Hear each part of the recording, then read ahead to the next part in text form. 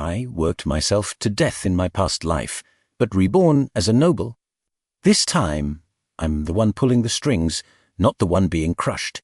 Priscilla rushes over to Rain's bedside with great dramatic flair, her eyes wide with panic as she loudly asks if this dangerous shoulder injury will completely ruin all of his future grand plans.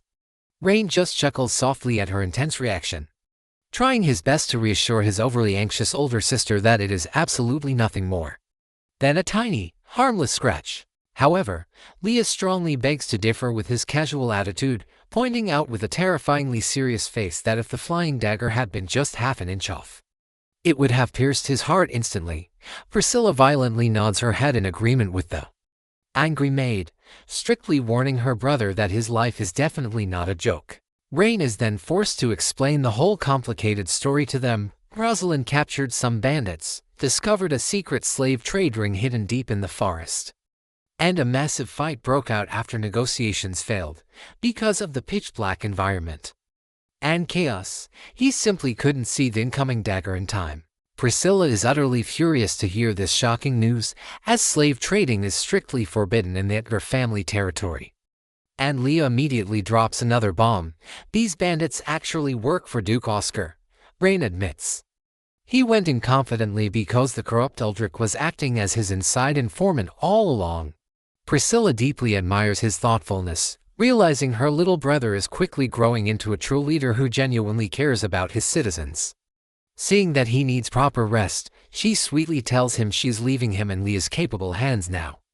Leah instantly pledges her absolute loyalty, swearing to protect her master with her entire life, ensuring no one ever dares to touch a single hair on his head again without facing her ultimate wrath. Priscilla gracefully steps out of the quiet medical room into the hallway, where a worried Gwen is already waiting to ask for a health update.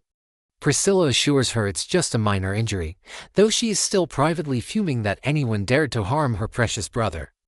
She instantly calls out to her shadow guard Nox, who suddenly materializes right out of the dark, freezing air of the corridor. She immediately summons Nox from the shadows, commanding him to sneak into the darkest corner of the dungeon to interrogate the captive bandit leader. She strictly orders him to keep the rat alive for Rain's future questioning. The next morning arrives, and an extremely proud Armando finally shows up in Rain's sunny office. Armando stands proudly, pleading his absolute loyalty to the young lord. Rain can't help but mischievously tease him, loudly reminding him of how he once dramatically swore he would rather die than ever serve a corrupt noble. Armando is utterly stunned by Rain's childish, mocking behavior, and able to believe this clown is his master. Even though Rain is acting like a complete clown right now, Armando's loyalty numbers magically skyrocket from a measly 32 all the way up to a whopping 95. Rain celebrates internally with a wide, villainous smirk, secretly rubbing his hands together with absolute glee, plotting to ruthlessly work this poor, naive alchemist to death in his brand new factory. Armando strictly tells him to stop fooling around and get serious, asking if there is an actual task for him. Rain proudly announces that he is now the newly appointed director of the city workshop, officially registering him as the system's second unlocked talent. Rain then hands over a highly classified, mind-blowing blueprint. He explains that once the Grand Dam is completed, these blueprints will officially spark the glorious dawn of the city's industrialization. Armando stares at the genius designs in absolute breathless awe, wondering if Rain is actually smarter than his own master, when Rosalind suddenly crashes through the heavy wooden door with a completely pale face. Rain and his heavily armed elite royal guards hurry down into the deep, damp, freezing palace dungeon, only to find the bandit leader's body already lying completely stiff and cold on the dirty stone floor. Rosalind explains with a sigh that a terrified guard discovered the messy corpse while merely trying to bring the helpless prisoner a fresh cup of clean water. As Rain slowly approaches the lifeless body, he suddenly spots a creepy, glowing magic glyph etched deeply into the stone wall right above the corpse.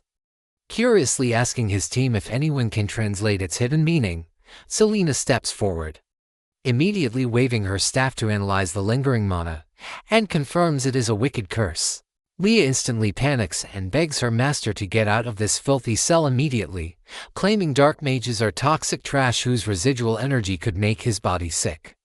Rain takes her dramatic warning with a huge pinch of salt, but Selena firmly backs her up.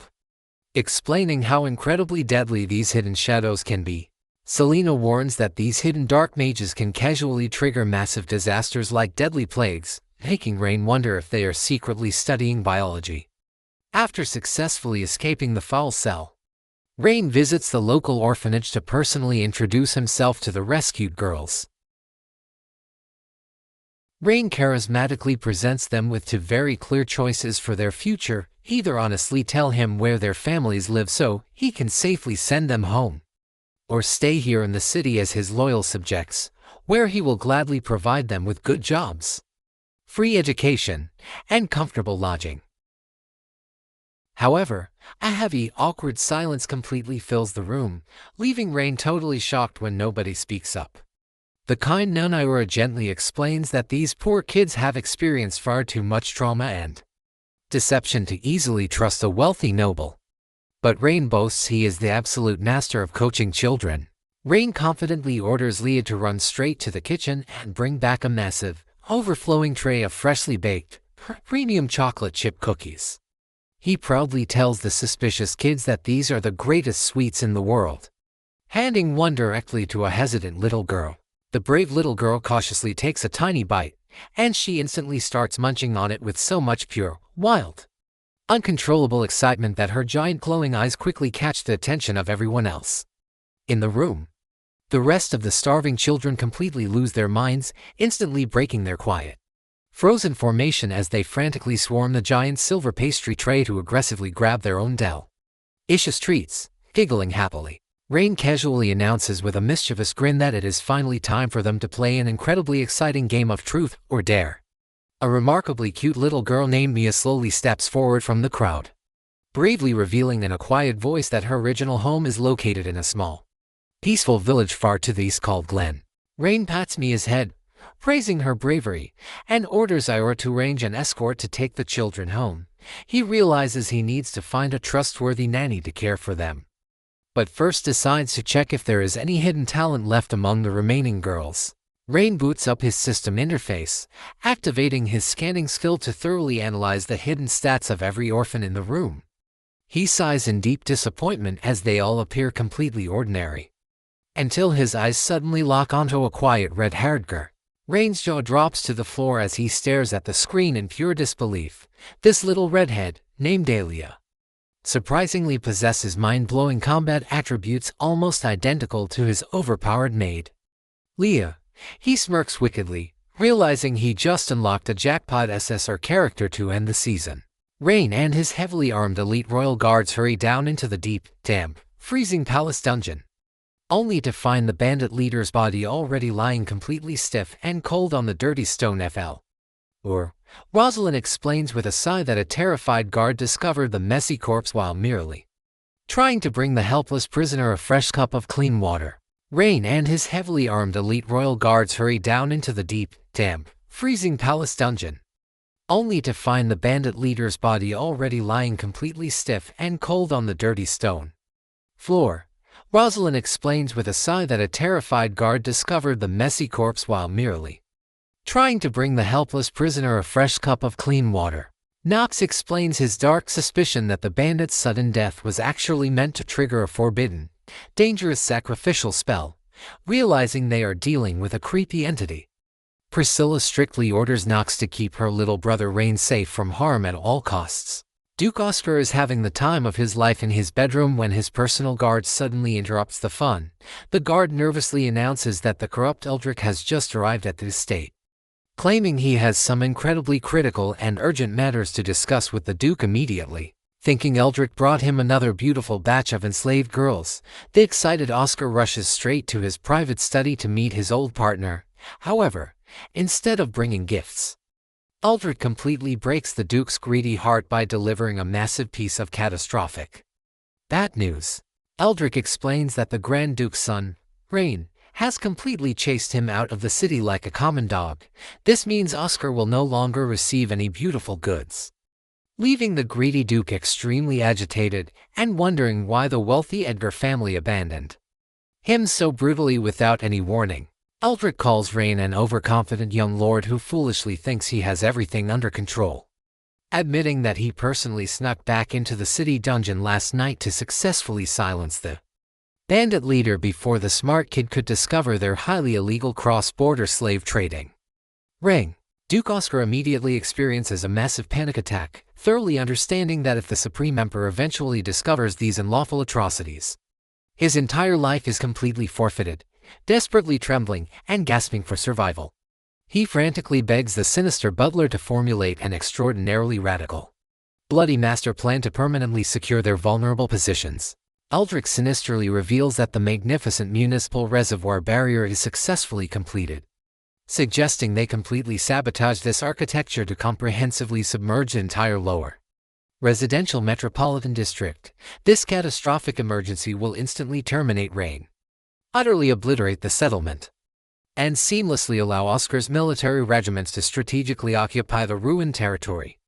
The aristocratic Duke stands completely paralyzed, overwhelmingly terrified of assassinating the Grand Duke's precious lineage. But Aldrich repeatedly guarantees uncompromised access to exceptional beauties once they successfully control the administrative region, enticed by this luxurious, tempting compensation. The corrupt nobleman unconditionally agrees to aggressively prosecute this catastrophic engineering conspiracy.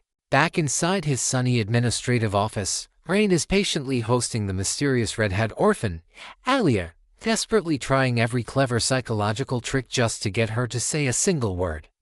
Rain enthusiastically keeps feeding her delicious chocolate chip cookies, but the deeply traumatized girl remains completely mute, leaving Rain totally frustrated and wondering how to cure her. Suddenly, the heavy wooden door is violently kicked wide open as Lillian rushes in completely out of breath, hysterically shouting that the historical city dam is officially and fully finished. Rain is absolutely thrilled to finally receive some fantastic and encouraging news after days of constant mental stress. He immediately orders Leah to summon all local elven leaders and prominent nobles to the grand construction site, excited to show them that their medieval city has officially entered a magnificent, brand new civilization era. Rain tries incredibly hard to convince the mute redhead girl to join the grand event, promising her endless sweet pastries, but she remains completely silent, deciding to leave her behind with the maids. Rain confidently arrives at the massive concrete reservoir structure with his elite and highly loyal royal entourage. The beautiful elven queen immediately expresses her deep, genuine skepticism regarding the overall structural durability of this giant stone wall. Rain casually chuckles, telling the nervous lady she has absolutely zero reasons to worry because his advanced engineering team followed his personal, extraordinarily strict guidance so perfectly. Selena proudly reports they successfully installed 3 massive, heavily reinforced stone slabs directly at the main outlet channel. She proudly notes that an intricate, heavy iron gear system has been successfully completed to safely regulate the intense fluid velocity and prevent the reservoir from suddenly losing control at any unexpected moment. Rain happily invites his honorable royal guests to perform the inaugural opening of the historic floodgates together. He vividly paints a beautiful picture, explaining how the trapped water will smoothly flow downstream, perfectly transforming all dry farmlands below into a prosperous, beautifully irrigated, and incredibly wealthy agricultural paradise. Priscilla still deeply worries about gambling with innocent human lives, but Rain firmly reassures everyone that his scientific design underwent rigorous experiments.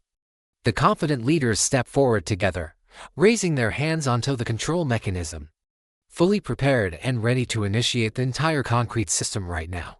Suddenly, the exiled former Lord, Aldrich, dramatically materializes on the high cliffs right above them with his usual incredibly annoying, deeply punchable villain smile.